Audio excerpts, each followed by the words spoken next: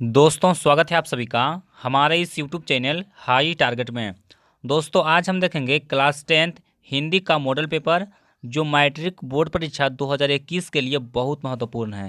तो दोस्तों अगर आप भी इस बार यानी कि वर्ष 2021 में मैट्रिक बोर्ड एग्जाम देने वाले हैं तो इस वीडियो को शुरू से अंत तक जरूर देखें। दोस्तों इसमें हम लोग हिंदी का 100 VVI ऑब्जेक्टिव क्वेश्चन देखेंगे जो आपके बोर्ड परीक्षा के लिए बहुत ही महत्वपूर्ण है। और दोस्तों अगर आप लोग इस बार मैट्रिक बोर्ड एग्जाम में 400 से ज़्यादा मार्क्स लाना चाहते हैं तो आपको डिस्क्रिप्शन में पूरा कोर्स का लिंक दिया हुआ है जिसको देखने में आपको 1 से 2 दिन का समय लगेगा। दोस्तों 1 से 2 दिन में आप लोग पूरा वीडियो को आसानी से देख सकते हैं और बोर्ड एग्जाम में 400 से ज़्यादा मार्क्स ला सकते हैं। तो इस वीडियो को शुरू से अंत तक देखें ताकि आपको हिंदी का पूरा चैप्टर का रिवीजन हो सके। और जल्दी से वीडियो को लाइक कीजिए और चैनल पर नए हैं तो चैनल को भी सब्सक्राइब करके बेल आइकन को दबा लीजिए ताकि आपको वीडियो का नोटिफिकेशन मिलता रहे। तो चलिए हम लोग पहला क्वेश्चन से वीडियो को स्टार्ट करते हैं। आप लोग 100 तक देखिए और कम से कम आपको 50 प्रश्न का उत्तर आपको पता होना चाहिए। अगर 50 प्रश्न से आपको इससे ज़्यादा का उत्तर पता है तो आपका तैयारी अच्छा है, और अगर 50 से आपको नीचे पता है तो आपका तैयारी बिल्कुल भी अच्छा नहीं है। तो आप लोग अंत में ज़रूर कमेंट करके बताइएगा कि 100 में से कितने प्रश्न का उत्तर आपको सही सही पता था। बिल्कुल ईमानदारी से कमेंट कीजिएगा। तो चलिए हम लोग पहला क्वेश्चन देखते हैं। देखिए पहला प्रश्न कहता है खोखा का क्या नाम है। दोस्तों खोखा का क्या नाम है, तो खोखा का नाम है कासू। क्या नाम है, कासू नाम है, यानी कि ऑप्शन सी हमारा बिल्कुल सही आंसर है। खोखा का क्या नाम है, तो कासू नाम है। चलिए उसके बाद देखते हैं अगला प्रश्न। देखिए दूसरा प्रश्न ये भी मोस्ट इंपोर्टेंट प्रश्न है। देखिए कहता है वीरेन डंगवाल किस दैनिक पत्र के संपादकीय सलाहकार हैं। दोस्तों कहता है कि वीरेन डंगवाल किस दैनिक पत्र के संपादकीय सलाहकार हैं। तो देखिए आपको ऑप्शन दिया हुआ है दैनिक भास्कर, सॉरी दैनिक जागरण, उसके बाद भास्कर, उसके बाद अमर उजाला और उसके बाद जनसत्ता। तो दोस्तों हमारा उत्तर हो जाएगा अमर उजाला का, यानी कि ऑप्शन सी हमारा बिल्कुल सही आंसर होगा। बीरेन डंगवाल किस दैनिक पत्र के संपादकीय सलाहकार हैं, तो अमर उजाला का। चलिए उसके बाद देखते हैं तीसरा प्रश्न। देखिए तीसरा प्रश्न कहता है वाणी कब 20 के समान हो जाती है। दोस्तों वाणी कब 20 के समान हो जाती है, तो हमारा उत्तर होगा राम नाम के बिना, यानी कि ऑप्शन ए हमारा बिल्कुल सही आंसर है। चलिए उसके बाद देखते हैं चौथा प्रश्न। देखिए चौथा प्रश्न कहता है दिनकर को ज्ञानपीठ पुरस्कार किस रचना पर प्राप्त हुआ। दोस्तों रामधारी सिंह दिनकर को ज्ञानपीठ पुरस्कार किस रचना पर प्राप्त हुआ। तो दोस्तों इसका सही उत्तर होगा उर्वशी, यानी कि जो उर्वशी रचना है उनका उसी पर उनको ज्ञानपीठ पुरस्कार मिला था, यानी कि हमारा सही आंसर क्या होगा, ऑप्शन बी होगा। चलिए उसके बाद देखते हैं अगला प्रश्न। देखिए कहता है कौन सी कृति रसखान की नहीं है। दोस्तों कौन सी कृति रसखान की नहीं है, तो देखिए यहाँ पर दिया हुआ है प्रेम फुलवारी, उसके बाद प्रेम वाटिका, उसके बाद अष्टम धाम, उसके बाद डी है सुजान रसखान। तो दोस्तों इसमें प्रेम फुलवारी है, ये रसखान की कृति नहीं है। हमारा उत्तर क्या होगा, ऑप्शन ए हो जाएगा। चलिए उसके बाद देखते हैं अगला प्रश्न। देखिए छठा प्रश्न ये भी मोस्ट इंपोर्टेंट प्रश्न है। देखिए कहता है कि कुंवर नारायण की प्रसिद्ध कृति कौन सी है। दोस्तों कुंवर नारायण की प्रसिद्ध कृति कौन सी है, तो देखिए आत्मजयी, उसके बाद भी है कालजयी। तो दोस्तों आत्मजयी कालजयी दोनों कुंवर नारायण की प्रसिद्ध कृति है। तो देखिए आपको ऑप्शन सी में दिया हुआ है ए और बी दोनों, तो हमारा उत्तर क्या हो जाएगा, ऑप्शन सी हो जाएगा, ए और बी दोनों। चलिए उसके बाद देखिए अगला प्रश्न। देखिए कहता है कि रंगपा मगमा से कहाँ मिलता था। दोस्तों रंगपा था वो मगमा से कहाँ मिलता था, तो वह कुएं के पास मिलता था। हमारा उत्तर क्या हो जाएगा, ऑप्शन ए हो जाएगा, कुएं के पास। चलिए उसके बाद देखते हैं अगला प्रश्न। देखिए अगला प्रश्न कहता है हिरोशिमा कहाँ है। दोस्तों हिरोशिमा कहाँ है, तो जानते हैं आप लोग हिरोशिमा पर द्वितीय विश्व युद्ध में अमेरिका के द्वारा बम गिराया गया था। और हिरोशिमा कहाँ है, तो जापान में है। तो हमारा उत्तर क्या होगा, ऑप्शन ए हो जाएगा, जापान में। चलिए उसके बाद देखते हैं अगला प्रश्न। देखिए नौवां प्रश्न कहता है कि उर्वशी किसकी कृति है। दोस्तों उर्वशी किसकी कृति है, तो उर्वशी है वो रामधारी सिंह दिनकर की कृति है। तो हमारा उत्तर क्या होगा, ऑप्शन बी होगा।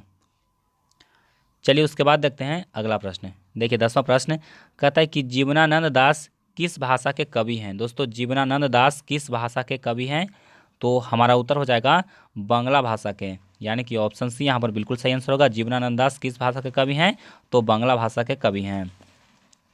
चलिए उसके बाद देखते हैं अगला प्रश्न। देखिए कहता है कि गुरु नानक का जन्म कहाँ हुआ था दोस्तों? गुरु नानक का जन्म कहाँ हुआ था?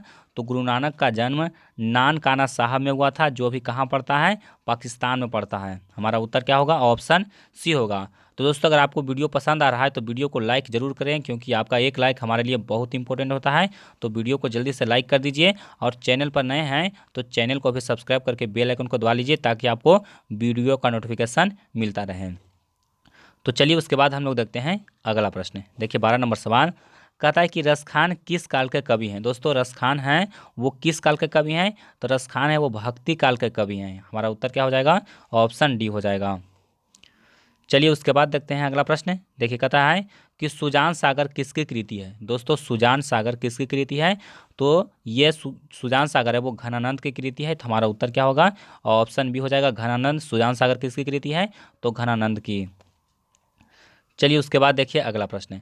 कहता है सेन साहब अपने पुत्र को क्या बनाना चाहते थे? दोस्तों सेन साहब का पुत्र कौन था? कासू था। वो अपने पुत्र को क्या बनाना चाहते थे? तो बिजनेसमैन या इंजीनियर बनाना चाहते थे। तो हमारा उत्तर क्या हो जाएगा? ऑप्शन ए हो जाएगा। चलिए उसके बाद देखते हैं अगला प्रश्न। देखिए 15 नंबर सवाल कहता है कि कौन सी कृति अज्ञेय की नहीं है? दोस्तों कौन सी कृति अज्ञेय की नहीं है?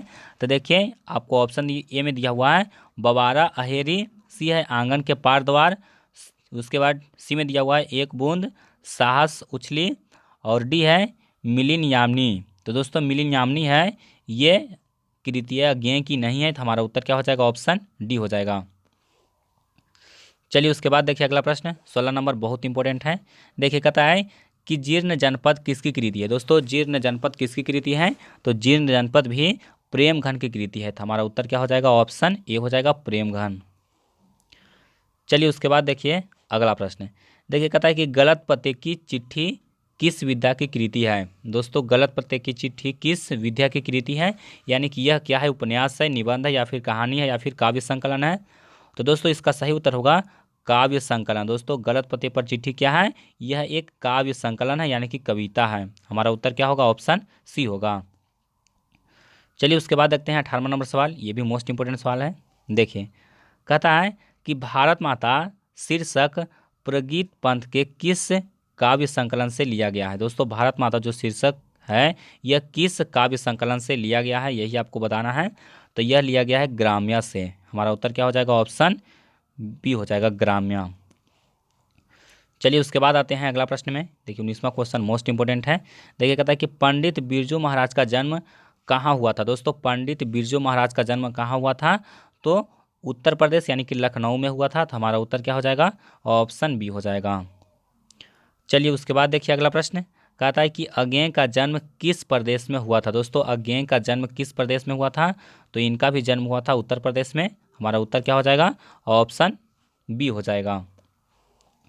चलिए उसके बाद देखिए अगला प्रश्न, ये भी मोस्ट इंपोर्टेंट है। देखिए 21वां क्वेश्चन कहता है कि स्वदेशी शीर्षक कहता है कि पाठ्य पुस्तक में संकलित कविता किस छंद में है? दोस्तों कहता है कि जो स्वदेशी जो शीर्षक पाठ्य पुस्तक में जो दिया हुआ है यह कविता है वो किस छंद में है? आपको छंद बताना है कि वह कौन सा छंद में है।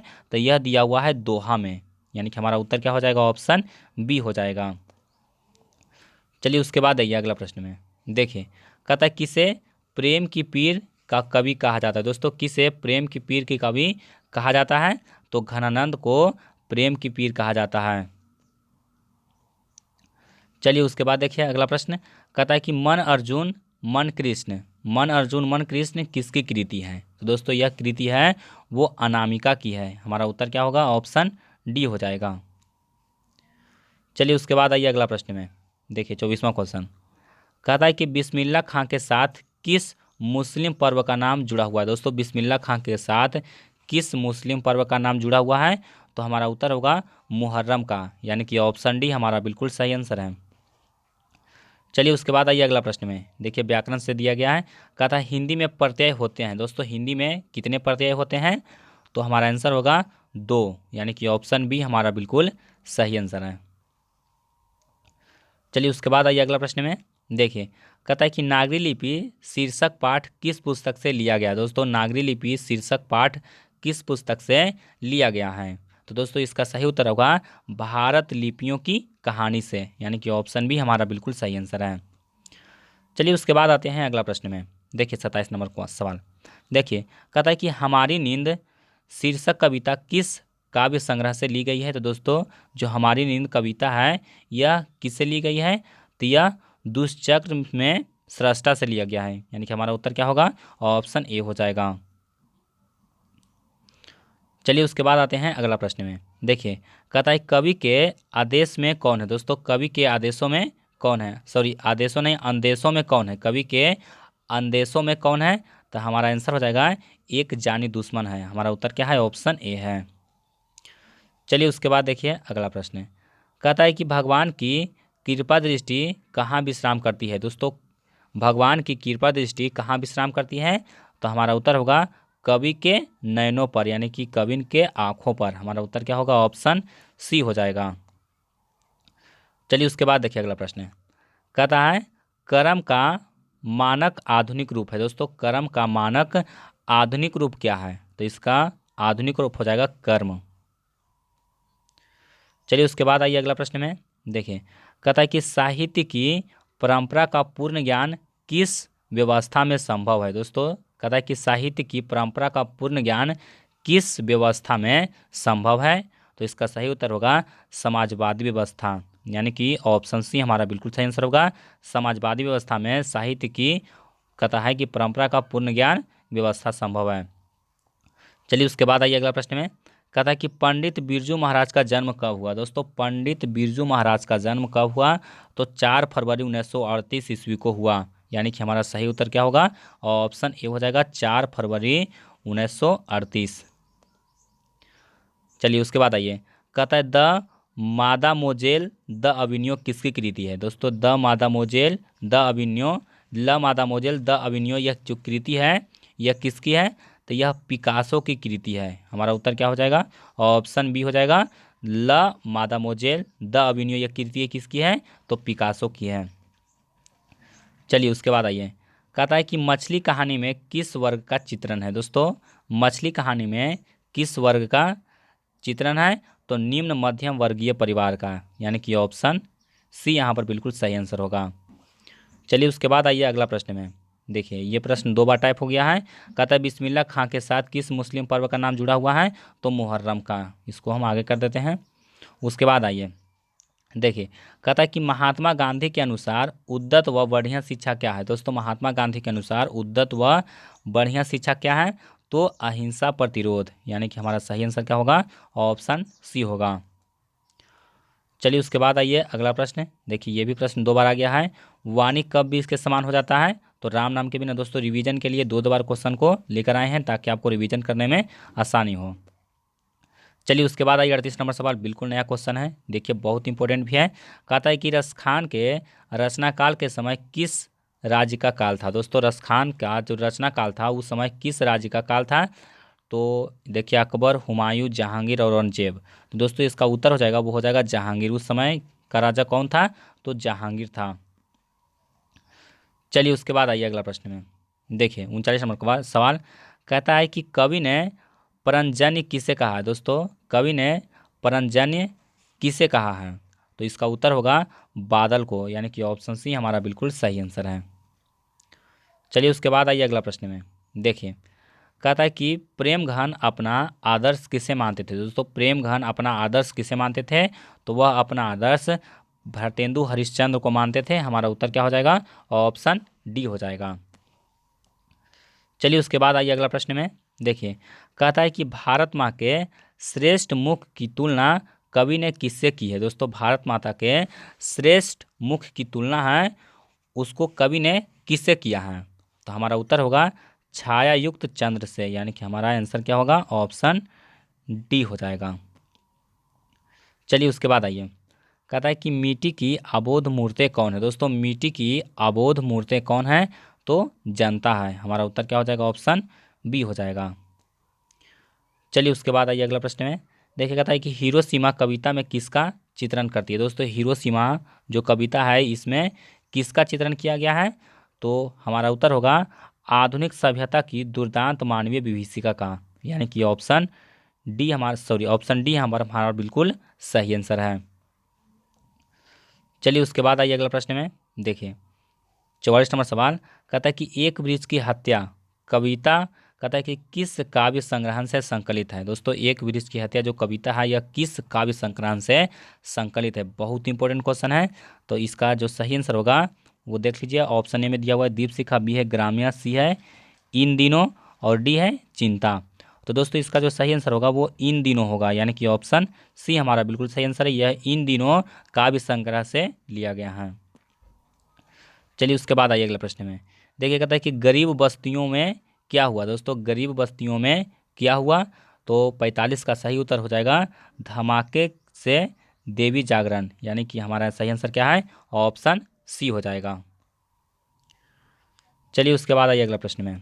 देखिए कहता है कि सृष्टि की विकास कथा का कहता है कि प्रथमाक्षर क्या है। दोस्तों कहता है सृष्टि की विकास कथा का प्रथमाक्षर क्या है, तो इसका सही उत्तर हो जाएगा विफलता पर छलके आंसू, यानी कि ऑप्शन सी हमारा यहाँ पर बिल्कुल सही आंसर है। आप लोग क्वेश्चन को ध्यान से पढ़ के आंसर देख लीजिए। चलिए उसके बाद आइए अगला प्रश्न में। देखिए 47 नंबर सवाल कहता है कि लौट कर आऊँगा फिर कविता किस कवि द्वारा भावांतरित की गई है। दोस्तों लौट कर आऊँगा फिर जो कविता है वो किस कवि द्वारा भावांतरित की गई है, तो हमारा आंसर हो जाएगा प्रयाग शुल्क के द्वारा। हमारा आंसर क्या है, ऑप्शन सी हो जाएगा प्रयाग शुल्क। और लिखा किसके द्वारा गया है, तो जीवनानंद दास के द्वारा लिखा गया है, और इसका भावांतरित किसने किया है, तो प्रयाग शुल्क किया है। चलिए उसके बाद आइए अगले प्रश्न में। देखिए कहता है कि मेरे बिना तुम प्रभु किस भाषा से अनुदित है। दोस्तों मेरे बिना तुम प्रभु यह जो कविता है यह किस भाषा से अनुदित है, तो दोस्तों इसका आंसर हो जाएगा जर्मन भाषा। चलिए उसके बाद आइए अगला प्रश्न बहुत आसान है। दही वाली मंगमा कहानी किस लेखक द्वारा रचित है। दोस्तों दही वाली मंगमा कहानी है यह किसके द्वारा रचित है, तो श्रीनिवास के द्वारा रचित है। हमारा उत्तर क्या हो जाएगा, ऑप्शन ए हो जाएगा। चलिए उसके बाद आइए अगले प्रश्न में। देखिए कहता है कि मगमा की बहू का क्या नाम है। दोस्तों मगमा की बहू का क्या नाम है, तो नजमा नाम है। हमारा उत्तर क्या होगा, ऑप्शन ए होगा। चलिए उसके बाद आइए कहता है कि ढहते विश्वास। दोस्तों यहाँ पर ढहते विश्वास होगा, तो कहता है कि ढहते विश्वास कहानी किस लेखक द्वारा अनुदित है। ढहते विश्वास जो कहानी है यह किस लेखक द्वारा अनुदित है, तो यह राजेंद्र प्रसाद मिश्र के द्वारा अनुदित किया गया है। और ढहते विश्वास यह किसके द्वारा लिखा गया है, तो ढहते विश्वास किसके द्वारा लिखा गया आपको पता होगा, जल्दी से आप लोग कमेंट में इसका जवाब दीजिए। अगर नहीं आपको पता है तो आप कमेंट में पूछिए, हम आपको इसका जवाब दे देंगे। चलिए उसके बाद आइए अगला प्रश्न में। देखिए कहता है कि माँ कहानी किस लेखक द्वारा रचित है। दोस्तों माँ कहानी है वह ईश्वर पेटलिकर के द्वारा लिखा गया है। हमारा उत्तर क्या होगा, ऑप्शन डी होगा। चलिए उसके बाद देखिए कहता है कि मंगू की माँ के कितनी संतानें थी। दोस्तों मंगू के माँ के कितनी संतानें थी, तो 4 संतानें थी। हमारा उत्तर क्या हो जाएगा, ऑप्शन सी हो जाएगा। चलिए उसके बाद आइए कहता है कि नगर कहानी किस भाषा से अनुदित है। दोस्तों नगर कहानी है वो किस भाषा से अनुदित है, तो तमिल भाषा से अनुदित है। हमारा उत्तर क्या होगा, ऑप्शन सी होगा। चलिए उसके बाद आइए कहता है कि पपाती की उम्र क्या थी। दोस्तों पपाती की उम्र क्या थी, तो लगभग 12 वर्ष थी। हमारा उत्तर क्या होगा, ऑप्शन सी होगा। चलिए उसके बाद देखिए कहता है कि रामधारी सिंह दिनकर रचित पाठ है, यानी कि कौन सा पाठ है वो रामधारी सिंह दिनकर के द्वारा लिखा गया है, तो हिरोशिमा, जनतंत्र का जन्म, भारत माता और मछली। तो दोस्तों जनतंत्र का जन्म किसके द्वारा लिखा गया है, तो रामधारी सिंह दिनकर के द्वारा लिखा गया है। चलिए उसके बाद देखिए कहता है कि निम्नलिखित में से सर्वनाम है। दोस्तों सर्वनाम कौन है, तो जो संज्ञा के बदले आता है, तो देखिए संज्ञा के बदले कौन है यहाँ पर है वह, तो वह क्या है, सर्वनाम है। चलिए देखिए कहता है कि 3 बेटे की माँ है। दोस्तों 3 बेटे की माँ कौन है, तो देखिए मंगमा, सीता, लक्ष्मी और पपाती। दोस्तों इसमें 3 बेटे की माँ कौन है, तो हमारा उत्तर होगा लक्ष्मी, यानी कि सॉरी 3 बेटे इसका नहीं है, लक्ष्मी का नहीं है, 3 बेटे हैं सीता का, यानी कि हमारा सही उत्तर क्या हो जाएगा, ऑप्शन बी हो जाएगा। चलिए उसके बाद देखिए कहता है कि सर्वनाम का भेद है। दोस्तों सर्वनाम का भेद कौन है, तो देखिए संबंधवाचक सर्वनाम होता है। हमारा उत्तर क्या होगा, ऑप्शन ए हो जाएगा। दरवाचक संज्ञा है, व्यक्तिवाचक संज्ञा है, भाववाचक भी संज्ञा, ये तीनों संज्ञा का भेद है, और संबंधवाचक क्या है, सर्वनाम का भेद है। चलिए उसके बाद देखते हैं अगला प्रश्न। कहता है कि नौबत खाने में इबादत पाठ के केंद्र में है। दोस्तों नौबत खाने की इबादत पाठ के केंद्र में कौन है, तो देखिए आपको ऑप्शन दिया हुआ है बिरजू महाराज, जाकिर हुसैन, बिस्मिल्लाह खां, और इनमें से कोई नहीं, तो हमारा उत्तर क्या हो जाएगा, बिस्मिल्लाह खां हो जाएगा, यानी कि ऑप्शन सी हमारा बिल्कुल सही आंसर है। चलिए उसके बाद देखिए कहता है कि ललित निबंध है। दोस्तों ललित निबंध कौन है? देखिए ललित निबंध क्या है, तो मछली नाखून क्यों बढ़ते हैं, बहादुर और नौबत खाने में इबादत। तो इसमें ललित निबंध कौन है, तो नाखून क्यों बढ़ते हैं, यानी कि ऑप्शन बी हमारा बिल्कुल सही आंसर है। चलिए उसके बाद देखिए, कहता है दही वाली मंगवा पाठ के लेखक है। दोस्तों दही वाली मंगवा पाठ के लेखक कौन है, तो श्रीनिवास है। चलिए उसके बाद देखिए बहुत इंपॉर्टेंट क्वेश्चन, कहता है कि स्वामी विवेकानंद ने वेदांतियों का वेदांती किसे कहा है। दोस्तों स्वामी विवेकानंद ने वेदांतियों का वेदांती किसे कहा है, तो 63 का जो सही उत्तर हो जाएगा वो हो जाएगा मैक्स मूलर को, यानी कि ऑप्शन सी हमारा यहाँ पर बिल्कुल सही आंसर है। चलिए उसके बाद आइए अगला प्रश्न में, देखिए कहता है कि पंडित बिरजू महाराज, उसके बाद खाली स्थान, साल के थे तभी उनके पिता का देहावसान हो गया। तो दोस्तों इसका जो सही उत्तर होगा वो क्या होगा, 9.5 साल का, यानी कि खाली स्थान के जगह पर क्या भराएगा, तो खाली स्थान के जगह पर भराएगा 9.5। चलिए उसके बाद आइए अगला प्रश्न में, देखिए कहता है कि धरती कब तक घूमेगी कहानी किस लेखक द्वारा अनुदित है। दोस्तों धरती कब तक घूमेगी कहानी किस लेखक द्वारा अनुदित है, तो यह सांवर दहिया द्वारा अनुदित है। तो हमारा उत्तर क्या होगा, ऑप्शन बी होगा। चलिए उसके बाद देखिए अगला प्रश्न, कहता है कि बेतमा दान पत्र किस समय का है। दोस्तों बेतमा दान पत्र यह किस समय का है, तो 1020 ईस्वी का है, यानी कि ऑप्शन ए हमारा यहाँ पर बिल्कुल सही आंसर होगा। चलिए उसके बाद आइए अगला प्रश्न में, देखिए कहता है कि नागरी लिपि के आरंभिक लेख हमें कहाँ से मिले हैं। दोस्तों नागरी लिपि के आरंभिक लेख हमें कहाँ से मिले हैं, तो दक्षिणी भारत से मिले हैं। हमारा उत्तर क्या हो जाएगा, ऑप्शन सी हो जाएगा दक्षिणी भारत। चलिए उसके बाद आइए अगला प्रश्न में, देखिए कहता है कि सहजात वृत्तियाँ किसे कहते हैं। दोस्तों सहजात वृत्तियाँ किसे कहते हैं, तो सहजात वृत्तियाँ कहते हैं अनजान स्मृतियों को, यानी कि ऑप्शन बी हमारा यहाँ पर बिल्कुल सही आंसर होगा। चलिए उसके बाद आइए अगला प्रश्न में, देखिए कहता है कि किसके अध्ययन क्षेत्र में भारत के कारण नवजीवन का संचार हो चुका है। दोस्तों किसके अध्ययन क्षेत्र में भारत के कारण नवजीवन का संचार हो चुका है, तो इसका जो सही उत्तर होगा वो हो जाएगा नीति कथा, यानी कि ऑप्शन बी यहाँ पर बिल्कुल सही आंसर है। चलिए उसके बाद आइए बहुत इंपॉर्टेंट क्वेश्चन, बहुत बार एग्जाम में पूछा गया है, कहता है कि ऐसे ही लड़के आगे चलकर गुंडे चोर डाकू बनते हैं, यह पंक्ति कहानी के किस पात्रा ने कही है। यानी कि यह जो पंक्ति कहा गया है ऐसे ही लड़के आगे चलकर चलकर गुंडे चोर डाकू बनते हैं, यह जो पंक्ति है यह किसने कहा है, तो दोस्तों यह सेन साहब कहा है। हमारा उत्तर क्या होगा, ऑप्शन सी होगा। चलिए उसके बाद आइए अगला प्रश्न में, देखिए कहता है कि वीरेन डंगवाल को किस कृति के लिए साहित्य अकादमी पुरस्कार मिला है। दोस्तों वीरेन डंगवाल को किस कृति के लिए साहित्य अकादमी पुरस्कार मिला है, तो उनको मिला था दुष्चक्र में श्रेष्ठता के कारण, यानी कि ऑप्शन बी हमारा यहाँ पर बिल्कुल सही आंसर होगा। चलिए उसके बाद देखिए कहता है कि प्रदेश की विद्या पढ़ने के कारण क्या परिणाम हुआ है, तो सब बुद्धि विदेशी हो गई है, यानी कि ऑप्शन बी यहाँ पर बिल्कुल सही आंसर होगा। उसके बाद आइए कहता है कि नगर कहानी किस लेखक द्वारा रचित है। दोस्तों नगर कहानी है वो किसके द्वारा लिखा गया है, तो सुजाता के द्वारा लिखा गया है। हमारा उत्तर क्या होगा, ऑप्शन सी होगा। चलिए उसके बाद देखिए अगला प्रश्न, कहता है कि लेखक के अनुसार मनुष्य के नाखून किसके जीवांत प्रतीक हैं, तो दोस्तों इसका जो सही उत्तर होगा वो हो जाएगा पाशवी वृत्ति के। हमारा आंसर क्या है, ऑप्शन सी है। चलिए उसके बाद आइए अगला प्रश्न में, देखिए कहता है कि हजारी प्रसाद द्विवेदी का जन्म कब हुआ। दोस्तों हजारी प्रसाद द्विवेदी का जन्म कब हुआ, तो 1907 ईस्वी में हुआ। हमारा उत्तर क्या होगा, ऑप्शन ए होगा।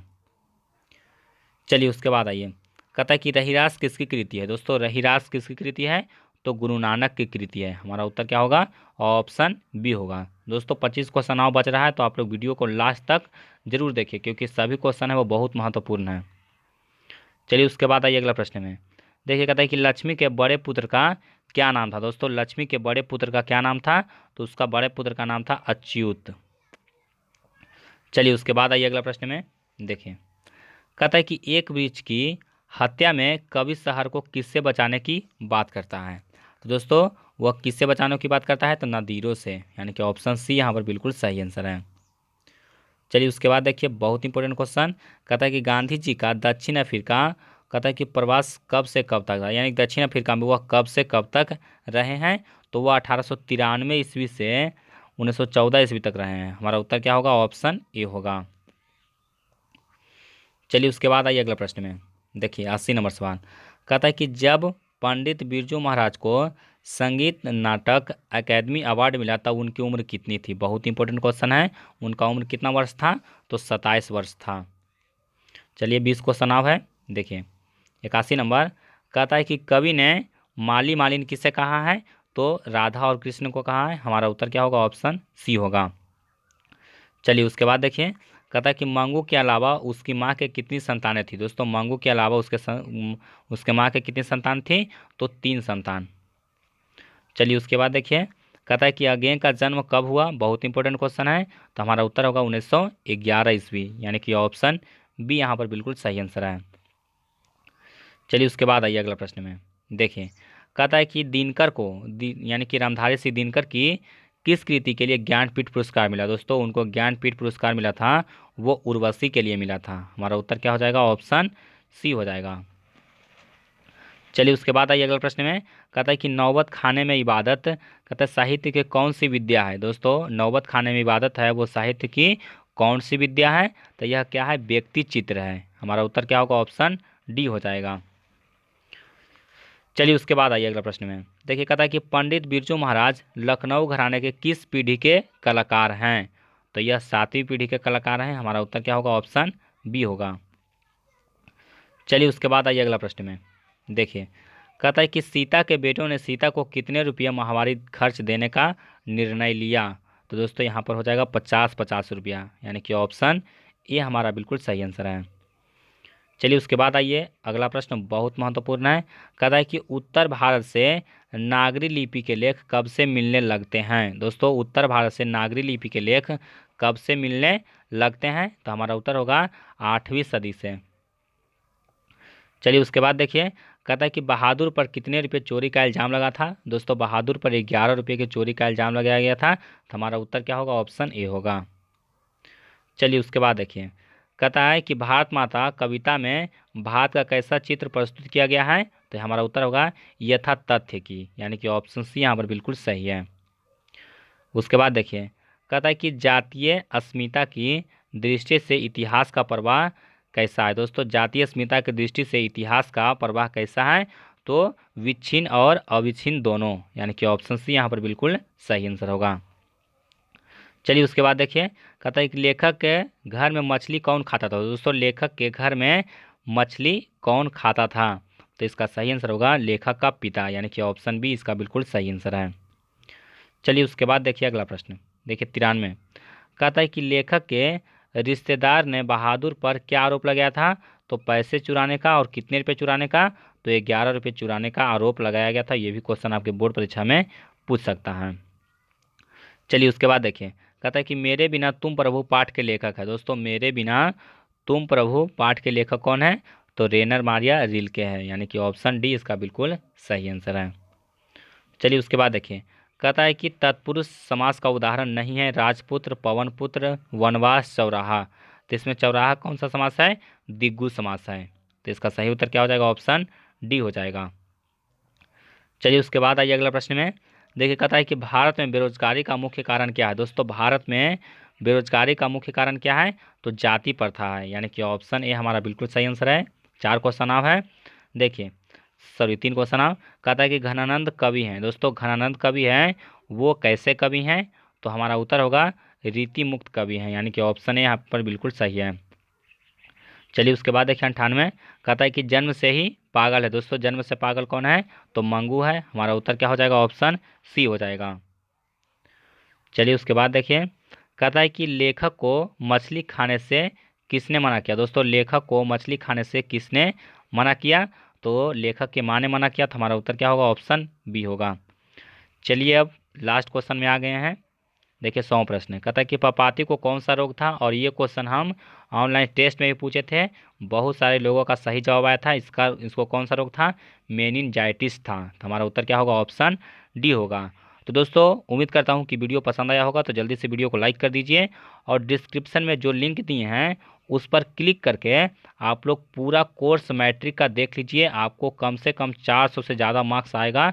तो कम से कम आप लोग पूरा वीडियो को देखिए, ज़्यादा समय नहीं लगेगा, बहुत लंबा लंबा वीडियो नहीं है। आप 1 से 2 दिन में पूरा वीडियो को देख सकते हैं। तो जल्दी से आप लोग पूरा वीडियो देख लीजिए। गारंटी देते हैं कि आपको 400 से ज़्यादा मार्क्स आ जाएगा।